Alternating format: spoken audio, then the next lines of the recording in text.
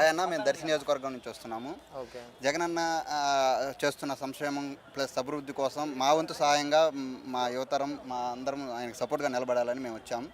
బేసిక్గా ఇప్పుడు టీడీపీ వాళ్ళు చేసే ఏకైక వాదన ఏంటంటే అభివృద్ధి లేదు, లేదా డబ్బులు అప్పు తెచ్చి పనిచేస్తున్నారు. మన రాష్ట్రం విడిపోతున్నప్పుడు ఆ 80,000 కోట్లు మనకిచ్చారు, తెలంగాణకు 60,000 కోట్లు ఇచ్చారు. కానీ ఆయన 5 ఏళ్లలో కళ్ళు మూసుకొని 14 నుంచి 19 దాకా 2,60,000 కోట్లు అప్పు చేసి as per central government reports పరంగా ఏమి 2014 నుంచి 19 వరకు కళ్ళు మూసుకొని చెప్పండిరా అంటే ఒక్కటి చెప్పడానికి లేదన్న. పిల్లలకి చదువు లేదు, ఎడ్యుకేషన్ పరంగా లేదు, లేదా వైద్య పరంగా ఏమీ ఒకటి చేసింది లేదు. ఇక్కడ చూస్తున్నాం మనం తెలంగాణలో ఇక్కడ సచివాలయం కట్టారు 1,000 కోట్లతో.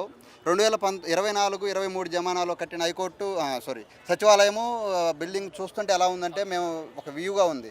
అదే మన 2014 జమానా ఆ రోజుకి రేట్లు తక్కువ, అంత తక్కువ ఉండి మన సచివాలయం కట్టారు. ఆ రోజు 10,000 కోట్లతో కట్టారు. అది చిన్న 2 అంతస్తుల బిల్డింగ్ కట్టారు. అంత స్కామ్ అనేసి జరిగింది అక్కడ. అది అందరం చూస్తున్నాము. ఒక్కసారిగా జగనన్న 151 కొట్టారంటే ప్రతి ఊరిలో నుంచి జన్మభూమి కమిటీలను పెట్టేసి ప్రతి ఊరిలో దోపిడీ.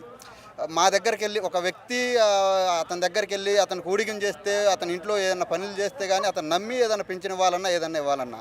కానీ ఈరోజు అలాంటి పొజిషన్ లేదన్న. టీడీపీలు కానీ వైసీపీలు కానీ ఏ నాయకుడి దగ్గరికి ఆత్మగౌరవాన్ని చంపుకోకుండా తన ఇంట్లో తనకు రావాల్సిన ఎలిజిబిలిటీ ఏది ఉందో దానికి అది జగనన్న అందిస్తున్నాడు. ప్రతి ఒక్కరు స్టూడెంట్ మనము చదువుకొని ఉంటేనే మన కుటుంబంలో వెలుగుని తీసుకురాగలము. జగనన్న అది నమ్మాడన్న. చిన్న ఎడ్యుకేషన్ 1వ తరగతి నుంచి ఆల్మోస్ట్ డిగ్రీ వరకు ఇప్పుడు అయితే ఉంది. తర్వాత పీజీ ఇవన్నిటికీ ఒక మౌలిక వసతులు అయితే ఎడ్యుకేషన్ లైక్ లేడీస్ టాయిలెట్స్ కానీ, వాటర్ ఫెసిలిటీస్ కానీ అన్నీ, ఒక బెంచెస్ కానీ, డిజిటల్ స్క్రీన్స్ కానీ, అంటే విద్య వల్లే వాళ్ళ కుటుంబంలో మార్పు జరుగుతుంది అని నమ్మి ఆయన విద్యమేనా లేదా వైద్యము అన్నిటి మీద మౌలికంగా ఆయన కష్టపడుతున్నాడన్న. ఇప్పుడు మేము కళ్ళు మూసుకొని నిజంగా గర్వంగా చెప్తున్నామన్న. జగనన్న ప్రభుత్వంలో 14 నుంచి 19 దాకా ఏం జరిగినాయో మాకైతే వాళ్ళు చెప్పడానికి సంకోచిస్తున్నారేమో. కానీ 2019 నుంచి 24 వరకు మా జగనన్న మా కోసం, మా రాష్ట్రం కోసం చేసినవి అయితే 17 మెడికల్ కాలేజీల్లో 5 ఆల్రెడీ ఓపెన్ అయి ఉన్నాయి, మిగతాయి కడుతున్నారు. అలాగే పోర్ట్లు, ఫిషింగ్ హార్బర్లు 4 పోర్ట్లు, 9 ఫిషింగ్ హార్బర్లు, అలాగే నాడు నేడు కింద చెప్పకుండా, నాడు నేడు అనేది ఎక్కడ ఆయన మేనిఫెస్టోలో లేదన్న. కానీ మా పిల్లల కోసం నాడు నేడు పథకాల్లో పెట్టేసి ప్రతి ఊర్లో విలేజెస్లో గిరిజన ప్రాంతాల్లో ఉండే స్కూల్స్ కూడా ఎంత ఇన్ఫ్రాస్ట్రక్చర్తో, ఎంత ఒక కార్పొరేట్ స్కూల్ అని తలదన్నేలాగా జగనన్న అభివృద్ధి చేశాడని మేము గర్వంగా యాజ్ పర్ మా ఏపీ స్టూడెంట్స్, ఏపీ విద్యార్థులుగా, ఏపీ ఉద్యోగులంగా మేము చెప్పగలుగుతున్నామన్నా. రానున్న రోజుల్లో జగనన్న ఆయన చేస్తున్న అభివృద్ధిలో చాలా కంపెనీలు ఆల్రెడీ ఇప్పుడు కొన్ని ఎస్టాబ్లిష్ అయి ఉన్నాయి. ఎకోమా టైర్సు, లేకపోతే బద్వేల్లో ఒక సెంచరీస్ కానీ, వైజాగ్లో పెడుతున్న కొన్ని కంపెనీస్ అన్నీ ఆల్రెడీ ఎస్టాబ్లిష్ అయ్యి ఇప్పుడు రన్నింగ్ అవుతున్నాయన్న. అరవిందో ఫార్మాస్ అవన్నీ. ఇంకొక 5 ఏళ్ళు నెక్స్ట్ టర్మ్ పెప్పర్ ఎలక్ట్రిక్ తిరుపతిలో వచ్చింది. ఇట్లాంటివన్నీ ఆయన చేయగలిగిన సాయం ఆయన చేస్తున్నాడు, జనాలకి చేస్తున్నాడు, అటు అభివృద్ధి చేస్తున్నాడు.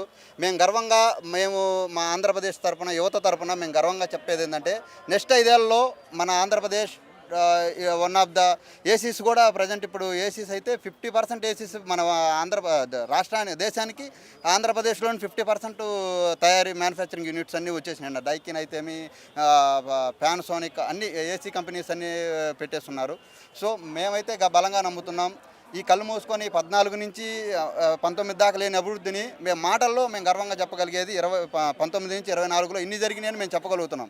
అంతెందుకన్నా చంద్రబాబు లెగిస్తే అమరావతిలో ఉంటాడు, కళ్ళు తెరిచి పొద్దున్నే చూస్తే అటు పక్క ఉండేది విజయవాడ వరదలు వచ్చి కృష్ణలంక మనం ఎంతో కష్టపడి కట్టుకున్న ఇల్లు, ఒక ఏసీయో, ఒక టీవీయో, ఒక మంచమో వరద వస్తే ఇంకా ఎన్ని వదిలేసి కట్టుబట్టలతో బయటికి వెళ్ళి ఒక వారం ఉండేసి రావాలి. అలాంటిది జగనన్న రిటైనింగ్ వాల్ కట్టి ఆ ప్రాంతాన్ని ఎంతో వాళ్ళందరికీ చిరస్థాయిగా ఒక శాశ్వతమైన పరిష్కారం అయితే అందించాడు. అలాగే ఉద్దానం అయితే ఏమన్నా ఒక చిన్న మనం పుట్టి పెరుగుతూ ఉంటాం, మనకి ఏ వ్యాధి వచ్చిందో మనకు తెలియకుండా, మనం ఏం తప్పు చేసామో తెలియకుండా అంత సఫర్ అవుతున్న ఆ ఉద్దానం రెండు నియోజకవర్గాల కోసం జగనన్న శాశ్వతంగా ఉద్దానం కిడ్నీ రీసెర్చ్ సెంటర్ అయితే ఉద్దానం ఎక్కడో వంశధార వాటర్ని తీసుకొచ్చి వాళ్ళ ఇంటింటికి ఇవ్వటం అయితే ఇవన్నీ మేము హర్షించదగ్గ విషయాలన్నా. అలాంటి నాయకుడికి మేమందరం సపోర్ట్ ఉంటే రేపొద్దున మా దగ్గర ఉండే మా దగ్గర ఏదైనా ఇష్యూస్ ఉన్నా అవి వాటికి పర్మనెంట్ పర్మనెంట్ సొల్యూషన్ ఇవ్వగలిగిన నాయకుడు, చెప్తే చేయగలిగిన నాయకుడు ఆయన చెప్పాడంటే ఖచ్చితంగా చేస్తాడు. మా యువత అంతా జై జగన్ అనేసి మేము కోరుకుంటున్నాం. జై జగన్, జై జగన్. ఇంకొక చిన్న మాట, నిన్న విజయవాడ పర్యటనలో ఒక విషయం జరగడం జరిగింది, దాని మీద మీ స్పందన?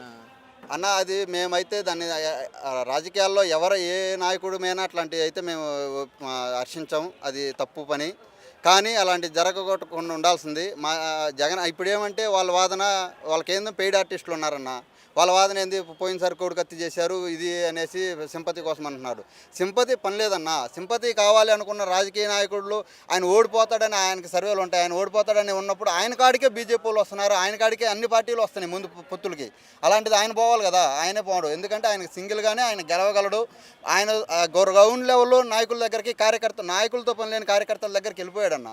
ఇంకా ఆయనకి ఎలాంటి అవసరం లేదు. కాకపోతే ఇలాంటి దుష్ప్రచారాలు ఇలాంటివి చేసి ఆయన ఏదైనా ఇబ్బంది పెట్టాలి, ఆ నెగిటివ్ అనేది స్ప్రెడ్ చేయాలనేసి ఆ టీడీపీ అయితేమి జనసేన వీళ్ళందరూ ఉన్నారన్న. ఒక సింపుల్ విషయం అన్న, జగన్ అన్నని మంచి చేయలేకపోతే టీడీపీ డైరెక్ట్గా వస్తుంది. ఇంతమందితో కలవాల్సిన పని అయితే లేదు. సో ఇంతమంది కలుస్తున్నారంటే వాళ్ళ భయం ఏ లెవెల్లో ఉందనేసి మనం అర్థం చేసుకోవాలి. మేమైతే బలంగా నమ్ముతున్నాం, జగనన్న ఈసారి కొట్టబోతున్నాడు. రానున్న 5 ఏళ్లలో ఇంకొంచెం డెవలప్ అయిపోయి మా ఏపీ మేము కూడా చెప్పుకోగలుగుతామన్నా. మా ప్రాంతాల్లో, మేము ఉండే ప్రాంతాల్లో మా ఉద్యోగాలు మేమందరం చేసుకోగలిగే స్థాయికి మేమైతే ఎదగలుగుతాము. కొంచెం టైం పడుతుంది. ఎందుకంటే కరోనా అనేది రాష్ట్రం కాదు, దేశానికి కాదు, ప్రపంచానికే వచ్చింది.